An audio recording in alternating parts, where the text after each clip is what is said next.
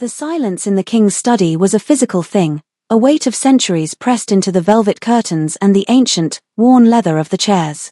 It was a silence composed of dust motes dancing in the slivers of moonlight, of the scent of old paper and beeswax, of the slow, soundless beat of a heart that had not needed to race in 100 years. King Caelan of the Vesperine court sat behind a desk carved from the heartwood of a petrified forest, the dark grain swirling like trapped smoke beneath his fingertips. His stillness was absolute, a predator's economy of motion that had become the habit of a monarch. Outside, his kingdom of perpetual twilight hummed with the ceaseless, quiet machinations of the undying, but here, in this sanctum, only time itself seemed to move, and it did so with grudging slowness. For 600 years, he had ruled. He had seen empires of men rise from dust and return to it. He had known passion that burned like a fever and grief that froze the soul, and he had learned to master both, to pack them away like old robes in a cedar chest, things to be remembered but no longer worn.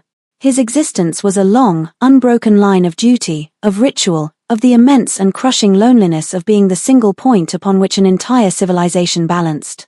There were no surprises left. The world, both mortal and immortal, had exhausted its ability to startle him. Until the letter. It had arrived with the dusk delivery, a single, unassuming square of parchment tucked between a territorial treaty from the Southern Coven and a request for dispensation from a lesser lord. It bore no seal of wax, no house sigil, only a return address in a mortal village so insignificant he had to summon a map from memory to place it, a cluster of cottages huddled by a river on the very edge of his domain, a place of wood smoke and sheep and short, brutish lives. The script was human, feminine, a series of careful, looping letters that spoke of a hand unaccustomed to writing anything of importance. He had almost discarded it. He had a coterie of secretaries to filter such trifles. But something in the stark simplicity of it, the sheer audacity of a mortal sending a personal correspondence to the obsidian throne, had stayed his hand. He had slit it open with a silver letter opener, the edge whispering as it cut the fold. The words were few, written in faded brown ink. They were not a plea for aid or a curse from a wronged villager. They were a statement of fact, delivered with the blunt terror of someone who had run out of all other options. To the king, it began, the honorific stark and unadorned. 18 months ago, on the night of the Red Harvest Festival in Oakhaven, we met. I do not expect you to remember me. It was one night. But a night can be enough. I write to you now not for myself, but because I have no other choice. You have a son. His name is Liam. He is half of you, half of me, and the world is not a safe place for what he is. I ask for nothing but that you know he exists. There was no signature. Only the truth, laid bare and terrible. Caelan read the words once. Then a second time.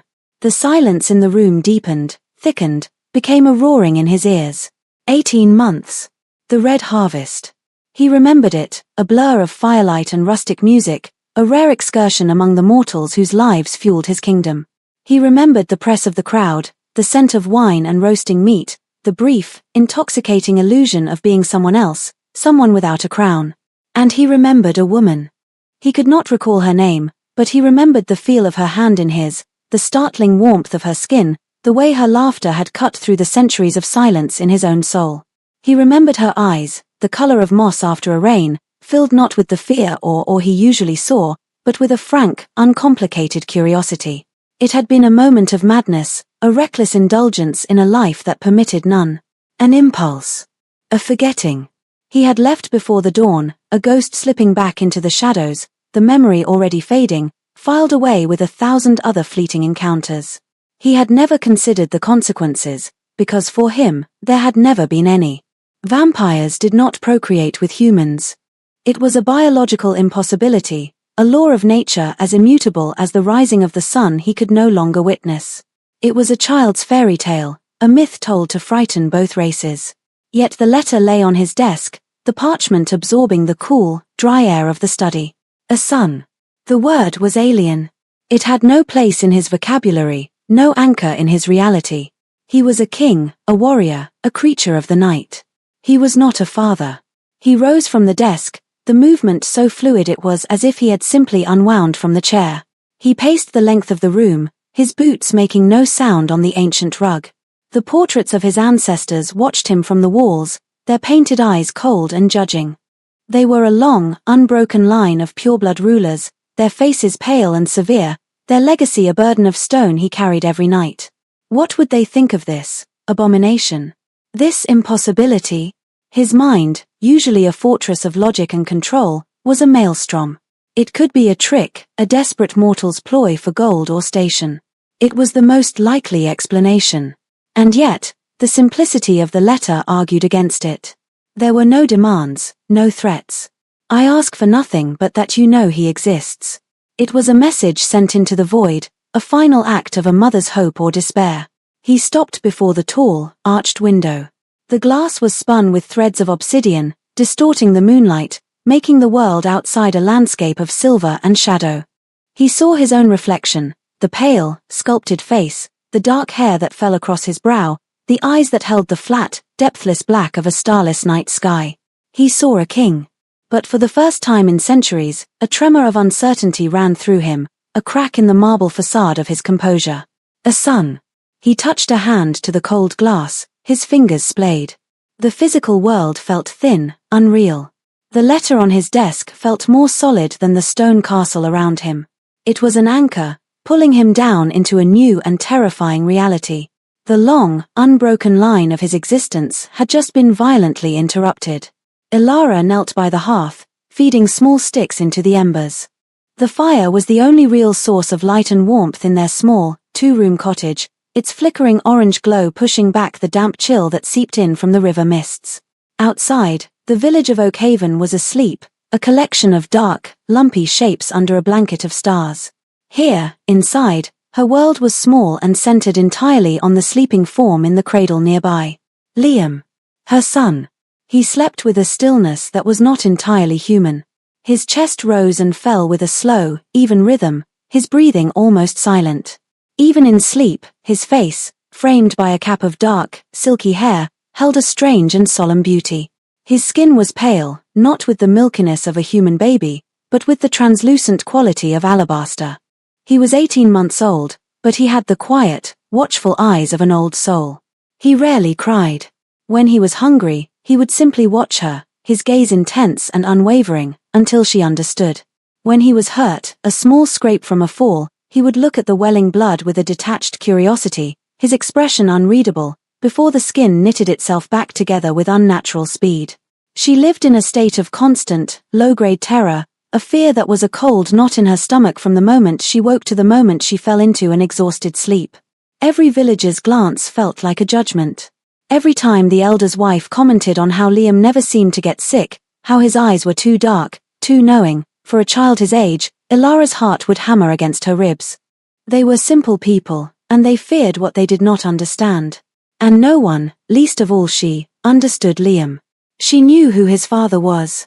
She knew it with a certainty that defied all logic. She had only to look at her son's face in the moonlight, at the aristocratic line of his jaw, the nascent intensity in his gaze, to see the ghost of the stranger from the Red Harvest Festival. He had called himself Kalen, a name that had sounded like music. He had moved with a grace that was not of her world, his voice a low thrum that had vibrated through her very bones. In the chaos of the festival, surrounded by the loud, rough familiarity of her own people, he had been a figure of impossible calm and elegance. He had looked at her, and for the first time in her life, she had felt truly seen. She had not been afraid of him. That was the strangest part. His hands were cool, his presence overwhelming, but in his eyes, she had seen a loneliness so vast and ancient it had called to the quiet solitude of her own heart. For one night, she had not been Ilara the weaver's daughter, destined to marry a farmer and raise a brood of dirt-strewn children. She had been someone else, someone who could stand beside a king and not feel small. The morning had brought the cold, hard reality. He was gone. And she was left with a memory that felt more real than her own life. Then, weeks later, the impossible truth had taken root in her womb. A child. A child who, by all rights, should not exist. For 18 months, she had hidden him. She kept him indoors, made excuses for his pallor, deflected questions about his unnatural quiet. But he was growing. His differences were becoming more pronounced. Last week, a stray dog had snapped at him in the lane. Liam had not flinched. He had simply held out a small hand, and the dog, whining, had backed away, its tail between its legs, a strange terror in its eyes. A neighbor had seen. The whispers had started that evening. Unnatural. Witch child. Cursed. The letter had been her last resort. She had spent a week composing it, her hand shaking so badly the first few attempts were illegible. What could she say? How could she explain? In the end, she had settled on the simple, unvarnished truth. She hadn't asked for gold or a place at his side. She knew what he was. She knew the chasm that separated their worlds. She had asked only for him to know, a desperate hope that a king, a father, would not abandon his own blood to the superstitious cruelty of a small village. She had given the letter to a traveling merchant, along with the last of her silver coins, and prayed to gods she no longer believed in that it would find its way to him. That was 3 weeks ago. 3 weeks of agonizing silence, of waiting for a knock on the door that could mean either salvation or doom. Every night, the fear grew sharper. The whispers in the village were getting louder. The glances were no longer just curious, they were hostile. She looked at Liam, his small face so peaceful in the firelight. A wave of love so fierce it was painful washed over her. He was her son. Her impossible, beautiful, terrifying son. She would burn the world down to keep him safe. But her world was this small cottage, and the fire in her hearth was dying. She had thrown her desperate message into the eternal night of his kingdom. Now, all she could do was wait in the dark, and pray he was the man she remembered, and not the monster of the stories. The reply came not as a letter, but as a presence. It arrived 5 days later, on a moonless night when the river fog was so thick it swallowed the world. Ilara had been darning one of Liam's small shirts by candlelight, the rhythmic push and pull of the needle a small anchor in the sea of her anxiety. Liam was asleep in his cradle. A sudden, profound silence fell over the night. The crickets stopped chirping. The wind died in the trees. It was a stillness that felt heavy, watchful. A knock came at her door. It was not a loud, demanding rap, but a soft, deliberate sound. 3 distinct taps. Her heart leaped into her throat. It felt as if the sound had come from inside her own chest. She froze, the needle falling from her numb fingers. It couldn't be villagers. Their knocks were clumsy, impatient. This was something else. Slowly, she rose. She moved to the cradle, her body a shield between her son and the door. "Who is it?" she called out, her voice a thin, reedy thing. There was a pause.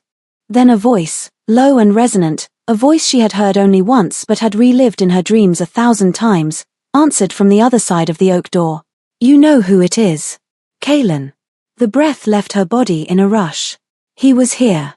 Not an emissary, not a squad of guards. The king himself stood on her doorstep. Terror and a wild, inexplicable relief warred within her. She had wanted him to know, but she had never imagined this. Her hand trembled as she reached for the iron latch. The wood of the door felt cold, a final, flimsy barrier between her small, fragile life and the immense, ancient power that waited outside. She lifted the latch. The door swung inward on creaking hinges, pulling the thick fog into the cottage in a swirling, ghostly tide. He stood on the threshold, a figure carved from shadow and moonlight. He was dressed not in royal finery but in simple, dark traveling clothes, a high-collared coat that did little to conceal the aura of absolute authority that clung to him like a shroud. He was exactly as she remembered, yet infinitely more real, more dangerous. His face was pale and perfect, his dark eyes holding an unnerving depth. They swept the room in a single, comprehensive glance, taking in the sparse furniture, the dying fire, the sleeping child in the cradle, before finally settling on her. "Ilara," he said. Her name on his lips was a strange intimacy, a confirmation that he did, in fact, remember. She could only nod, her throat too tight for words. She clutched the fabric of her dress, her knuckles white. His gaze shifted from her to the cradle. He took a single step into the cottage, his movement silent and fluid. The space seemed to shrink around him, the low-beamed ceiling suddenly oppressive.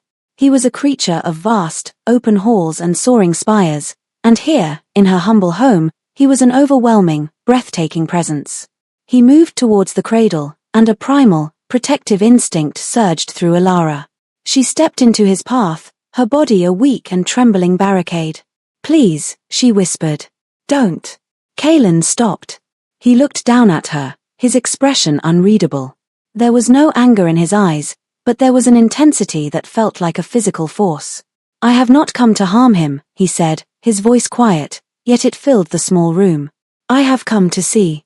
To see the proof. To see the impossibility made flesh." Ilara held his gaze for a long moment, searching for any sign of malice, of revulsion. She saw only a vast, glacial stillness, a control so absolute it was terrifying. Slowly, reluctantly, she stepped aside. He moved to the cradle and looked down.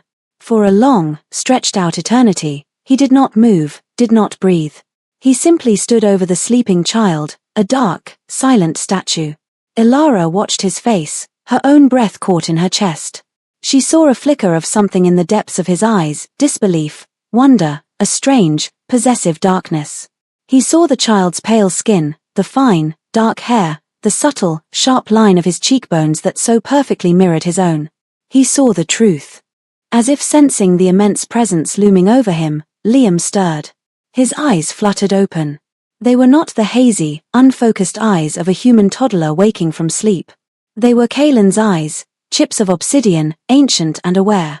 The child did not cry or show fear. He simply looked up at the king, a silent, solemn regard passing between father and son. Kaelin's control finally fractured. A sharp, involuntary intake of breath hissed between his teeth. He reached out a hand, his long, pale fingers trembling almost imperceptibly, and gently, so gently, brushed a stray lock of hair from the child's forehead. The contact was brief, a ghost of a touch, but it was a confession. It was an acknowledgement. He drew his hand back as if burned and turned to Ilara. The mask of the king was back in place, but she had seen the crack. She knew. "He is mine," Kaelin stated.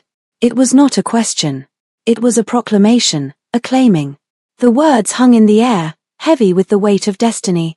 "You will both come with me. You are not safe here." The journey to the Citadel of Night was a passage into another world.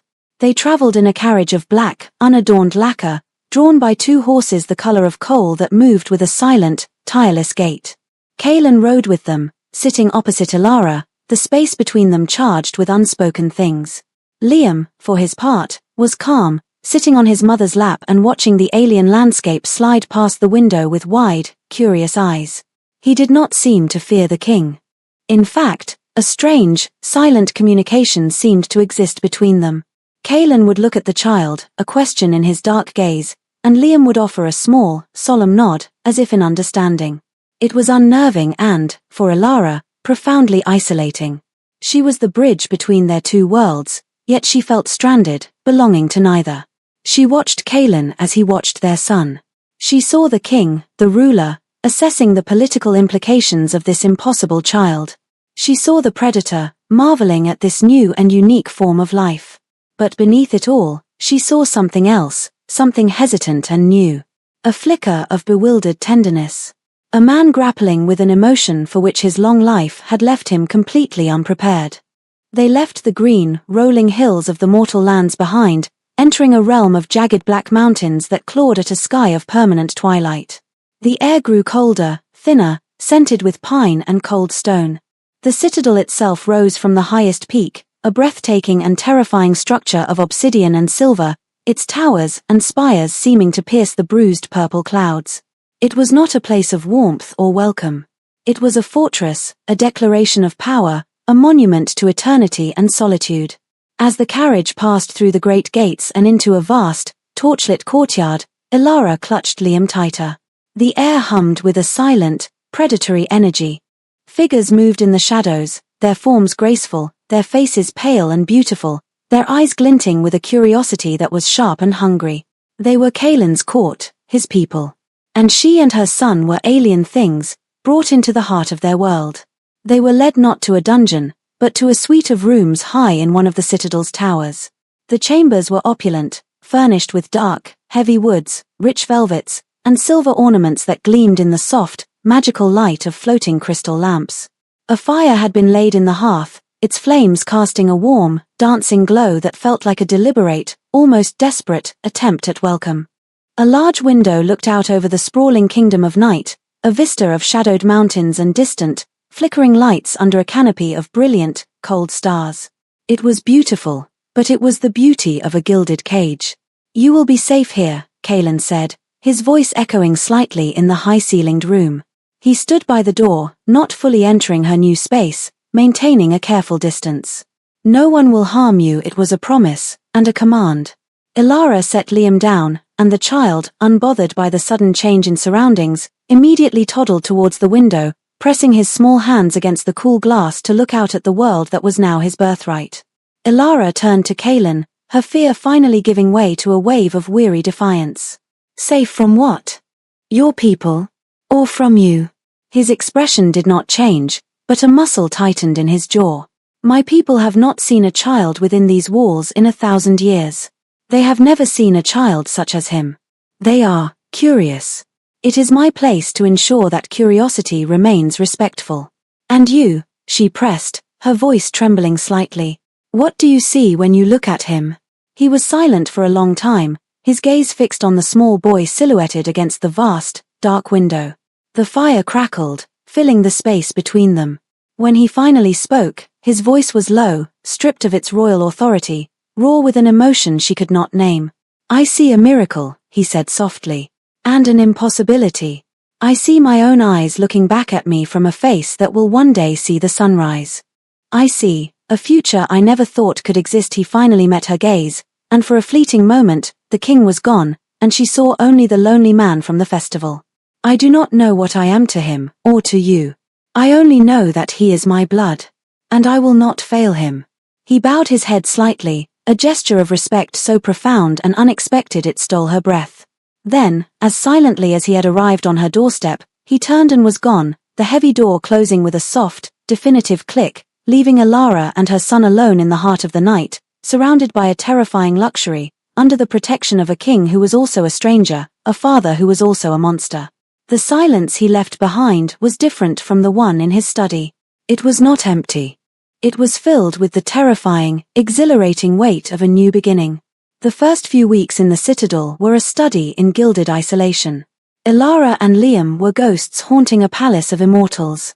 They were given everything they could possibly need: fine clothes, exquisite food she barely touched, toys for Liam carved from ivory and inlaid with pearl. But they were utterly alone. Servants, silent and pale, would appear to deliver meals or fresh linen, their eyes never quite meeting hers, their movements swift and noiseless. They were specters of service, their deference a cold wall she could not breach. The court itself was a sea of beautiful, predatory faces. On the rare occasions she was escorted through the grand halls, she felt their eyes on her. The whispers followed her like the rustle of dry leaves, a sibilant chorus of disbelief and disdain. The mortal. The human pet. Look at the abomination she bore. They did not see a child, they saw a contamination, a stain on a lineage that stretched back to the dawn of night. She was a curiosity at best, a threat at worst. She learned to keep her eyes down, her back straight, to project a calm she did not feel, wrapping herself in a fragile armor of dignity. Kaelin remained a distant, powerful presence. He did not visit their chambers again. He was consumed by the political firestorm his son's arrival had ignited. She would sometimes see him from her window, a dark figure crossing a distant courtyard or standing on a high balcony, the weight of his kingdom visible in the set of his shoulders. He had claimed them, but he had not joined them. He was keeping his world and hers separate, a king managing a crisis, not a father embracing a family. The loneliness was a physical ache, a cold stone in her chest. She missed the sun. She missed the scent of damp earth and the sound of birdsong. She missed the simple, uncomplicated world she had left behind, even with its dangers. Here, the danger was subtle, cloaked in velvet and spoken in polite, venomous tones. Her only solace was Liam. In this cold, sterile environment, he was a small, vibrant spark of life. He was not afraid. The vast, echoing halls did not intimidate him. The cold, staring courtiers did not faze him. He explored their chambers with a fearless curiosity, his small hands tracing the patterns on the tapestries, his laughter a sound so alien in these ancient halls it felt like a kind of magic. One evening, unable to bear the confines of their rooms any longer, Elara slipped out into the adjoining walled garden. It was a place of stark, monochrome beauty, silver-leafed trees, night-blooming flowers the color of bone, and a black marble fountain that whispered water into a placid pool. Liam was asleep, and the stillness of the garden felt like a balm. She was not alone for long. "The air is colder up here, is it not?" The voice, smooth as chilled wine, came from the shadows. A tall, elegant vampire stepped forward, his hair the color of spun silver, his eyes a pale, piercing gray. He was handsome in the way of a perfectly sculpted ice statue, and his smile did not reach his eyes. She recognized him from the court, Lord Valerus, one of the king's oldest and most influential advisors. "My lord," she said, inclining her head, her heart beginning to beat a little faster. "Please," he said, gesturing with a graceful hand. "There is no need for such formality between us." He moved to stand beside her, his gaze sweeping over the garden. "A stark beauty, this place. But it lacks the vibrancy of the mortal world. The color, the warmth. You must miss it." It was a simple observation, but it felt like a scalpel, expertly probing a wound. "My son is safe here," she replied, her voice steady. "That is all that matters." Valerus's smile tightened. "Ah, yes. The child.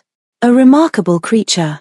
The subject of endless debate in the council chambers, he turned to face her, his grey eyes pinning her in place.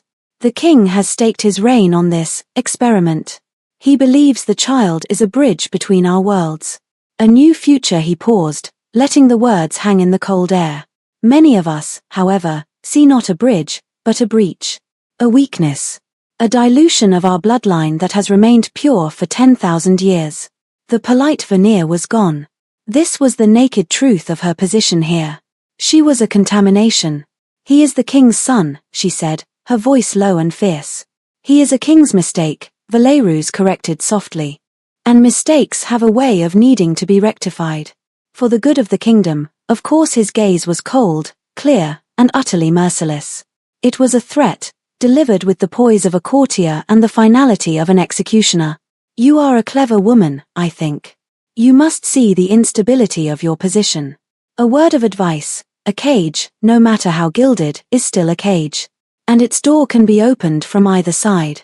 He bowed, the gesture a mockery of respect, and melted back into the shadows, leaving Alara shivering in the cold night air, the fountain's whisper now sounding like the hiss of a serpent.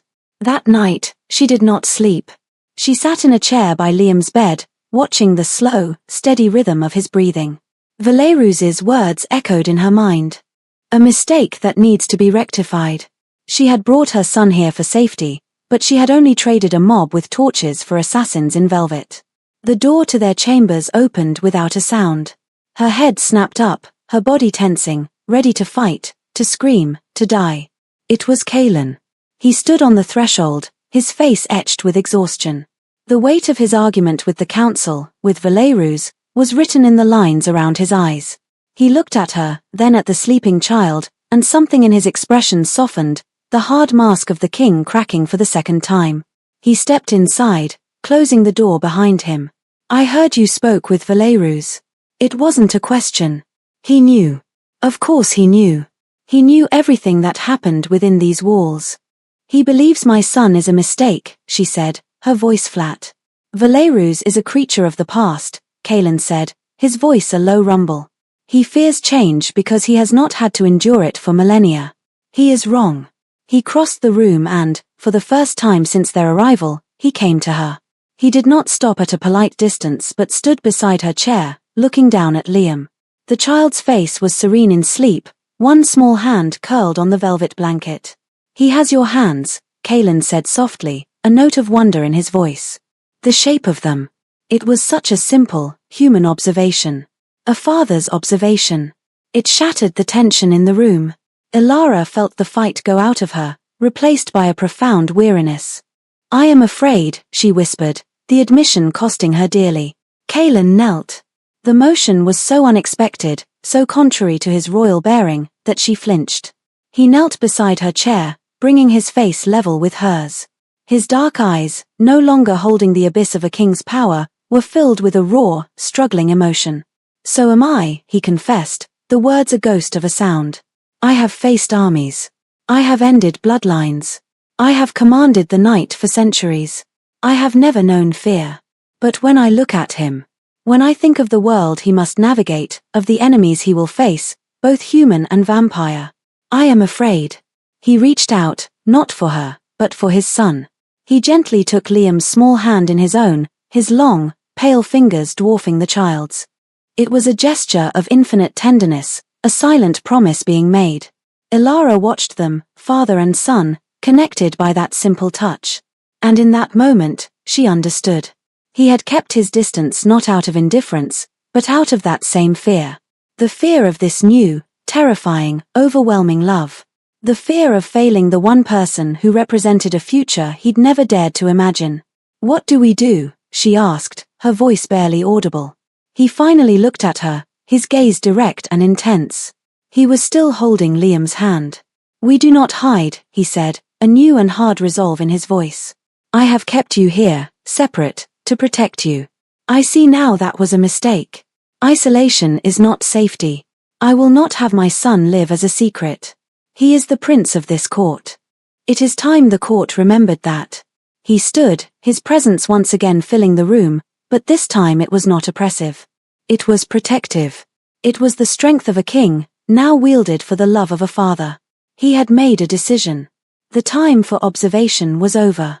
The battle for his son's future had just begun.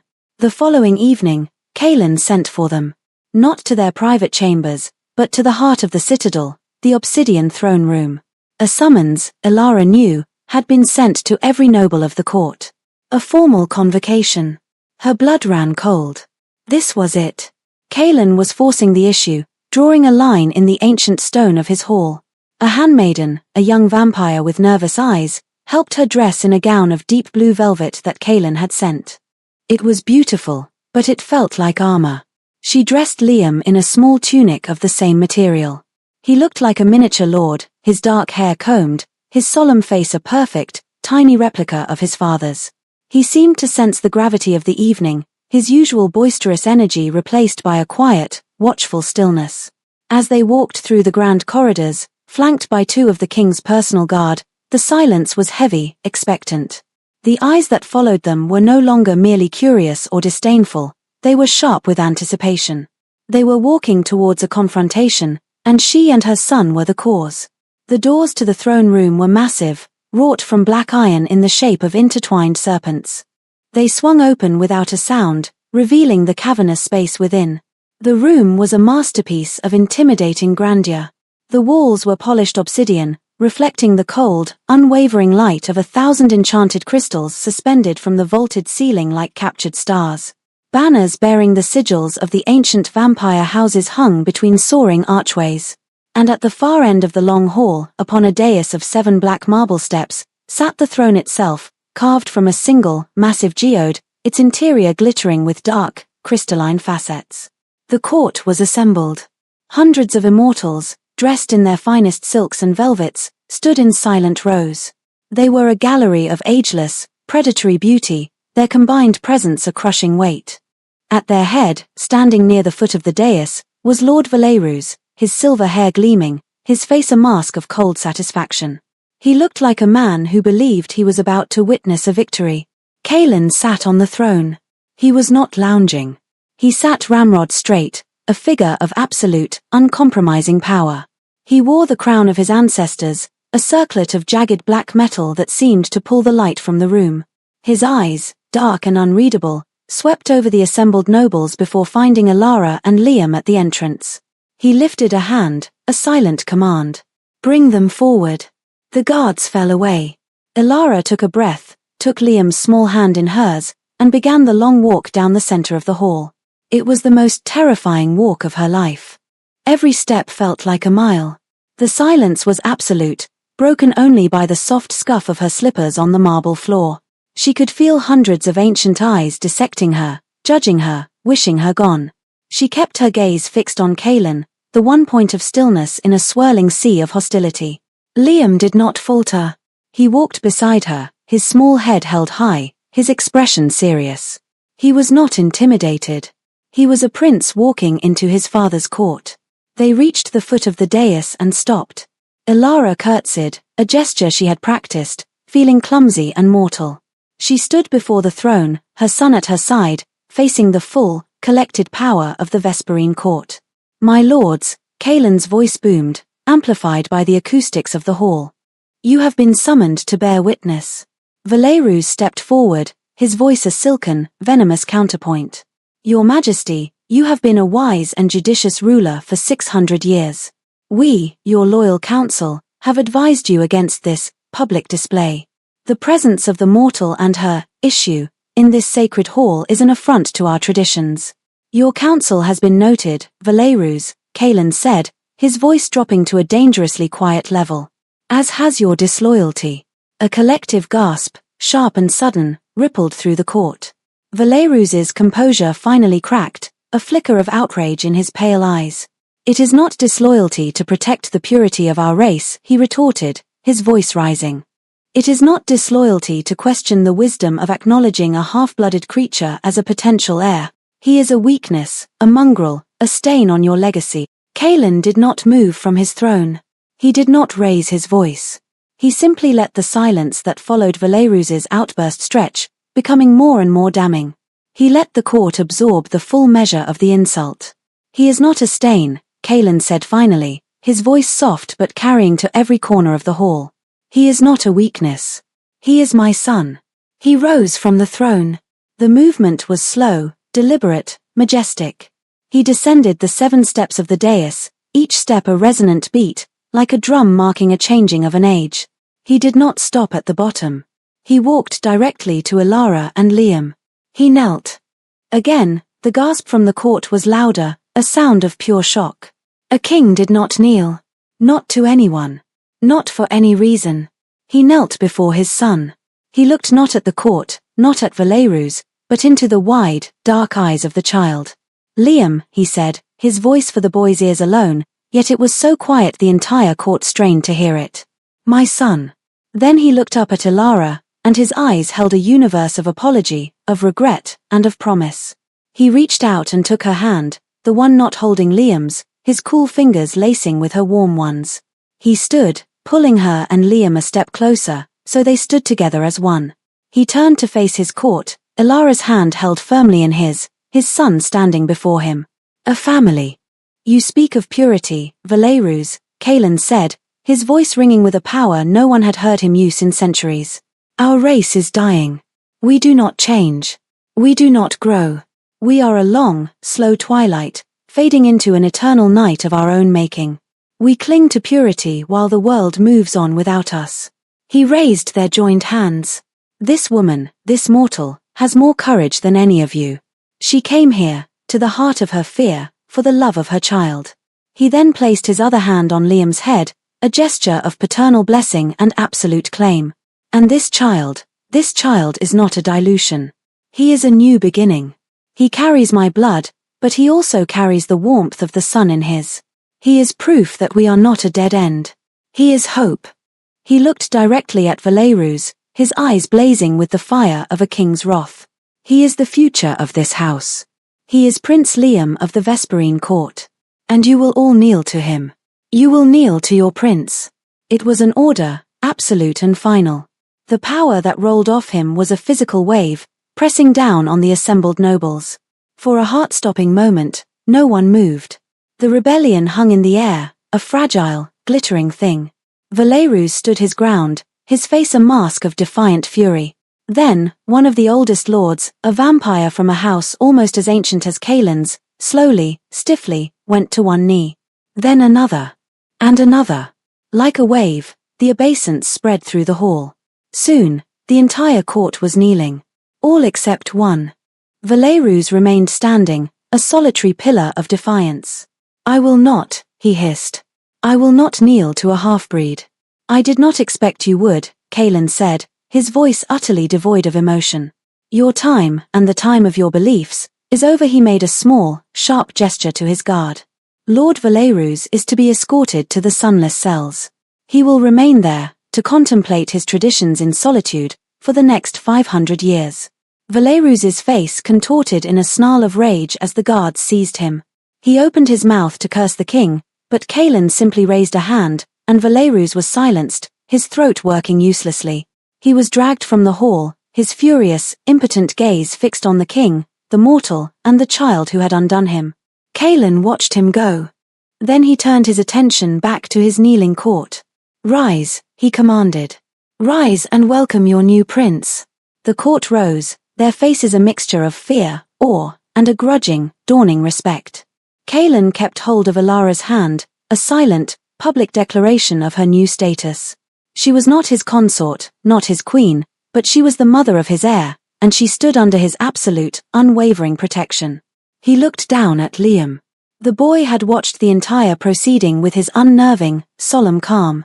But now, as his father's gaze met his, a small, slow smile spread across his face for the first time. It was a smile of pure, uncomplicated love. And Kaelin, the ancient king who had forgotten how, smiled back. The great, cold hall, for the first time in its long history, was filled with a flicker of warmth. The aftermath of the convocation was not a quiet settling, but the slow, grinding shift of a tectonic plate. The old order had been fractured, and a new one was being forged in the uncertain twilight. Valerus's removal sent a clear, brutal message through the court. The king's word was law, and his son was sacrosanct. The open hostility towards Alara and Liam vanished, replaced by a careful, watchful deference. They were no longer a mortal and her unnatural offspring, they were the prince's mother and the prince, titles that carried the unassailable weight of Kaelin's authority. But a change in title was not a change of heart. Alara knew that beneath the veneer of obedience, resentment still simmered in the court's ancient veins. She and Liam were still other, still a disruption. The safety Kaelin had won for them was a fortress built on his power alone. It was not the same as acceptance. The true change was in Kaelin himself. The public declaration in the throne room had been a turning point, a commitment from which he could not retreat. He no longer kept his distance. He began to weave himself into the fabric of their small, two-person world. He would appear in their chambers in the evenings, after his duties were done. At first, his visits were stiff, formal. He would stand by the hearth, inquiring after Liam's day with the awkward gravity of a monarch conducting a state visit. But Liam, with the simple, disarming honesty of a child, began to break through the royal facade. One evening, Liam toddled up to his father, holding a small wooden horse. He held it up, his expression expectant. Kaelin stared at the toy as if it were a foreign artifact. "He wants you to play," Alara said softly from her chair, a book open in her lap. Kaelin looked from the horse to his son, a flicker of panic in his ancient eyes. He had negotiated treaties, commanded armies, ruled for 6 centuries. He had no idea how to play with a wooden horse. He slowly, hesitantly, knelt down, his fine black tunic pooling on the floor. He took the horse from Liam's outstretched hand. "What does it do?" the king of the Vesperine court asked, his voice hushed. Liam giggled, a bright, startling sound. He took the horse back, made a galloping motion with it on the rug, and produced a series of enthusiastic, nonsensical noises. Kaelin watched, his expression a mixture of profound confusion and utter fascination. Slowly, he mirrored the action, his movements still too graceful, too controlled, but it was an attempt. An effort. Alara watched them, a small, painful knot of hope tightening in her chest. These were the moments that mattered more than any royal decree. The sight of the ageless, powerful king on his hands and knees on the floor, learning how to play from his toddler son, was more potent than any display of power in the throne room. Their conversations began to change, too. They spoke of Liam, of the first word he was close to forming, of his strange aversion to sweetened milk, of the way he seemed to listen to the wind. And from there, they began to speak of other things. He asked her about Oakhaven, about her life before him. He listened with an unnerving stillness as she spoke of weaving, of the changing seasons, of the simple pleasures of a world he had long ago left behind. In turn, she began to see past the king. She saw the immense burden of his long life, the weight of memories that would have crushed a mortal mind. She learned that his stillness was a form of control, a way to manage the grief and rage and loss of centuries. She saw the man he had been before the crown, and the man he was struggling to become now. One night, as Liam slept soundly in his bed, they sat by the fire, a comfortable silence between them. "He will never be able to live in your world," Kaelin said, his gaze fixed on the flames. "And he can never truly be a part of mine. He will walk between them, belonging to neither." Then we will have to make a world for him, Elara replied quietly. Kaelin turned to look at her, his dark eyes searching her face in the firelight. You are not a prisoner here, Elara. Valerus was right about one thing. The door to the cage can be opened. You could take him, return to the sunlight. I would not stop you. I would ensure your safety, from a distance. It was an offer. A gift. A chance to reclaim the life she had lost. She thought of the sun on her face, the smell of rain on soil, the easy company of her own kind. It was a powerful lure. But then she thought of this strange, beautiful, terrifying life. She thought of Liam, who would always be an outsider in the mortal world, his gifts a source of fear. And she thought of Kaelin, the lonely king learning to be a father. He was part of their world now, whether he knew it or not. And what of you? She asked. Would you go back to your silence? To your long, unchanging nights? He had no answer. The question hung in the air between them. His world is not one place or another, Elara said, her voice finding a strength she didn't know she possessed. His world is us. You and me. As long as he has us, he will belong.